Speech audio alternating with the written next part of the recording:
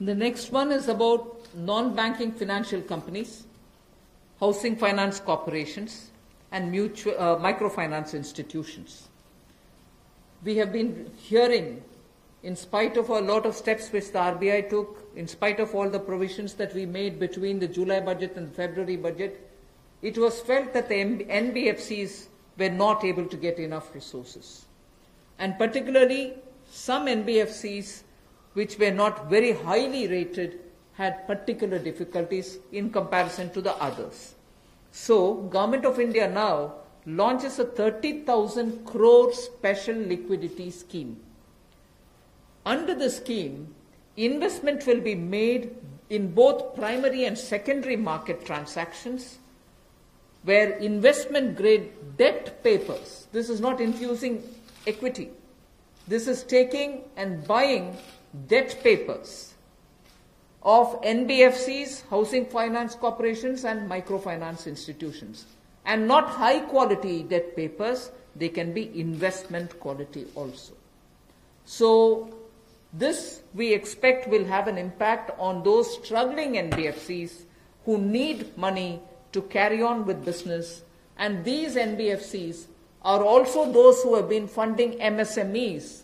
So in order for these NBFCs to keep their network of MSMEs served, this infusion is absolutely necessary. And these securities with which you're going to buy these debt papers will be fully guaranteed by Government of India. They will be fully guaranteed by Government of India. We hope that this will also bring in a lot of difference for NBFCs who have access to small and micro units, and therefore we want to ease the flow of credit through these NBFCs who have only not so good debt papers in their hands.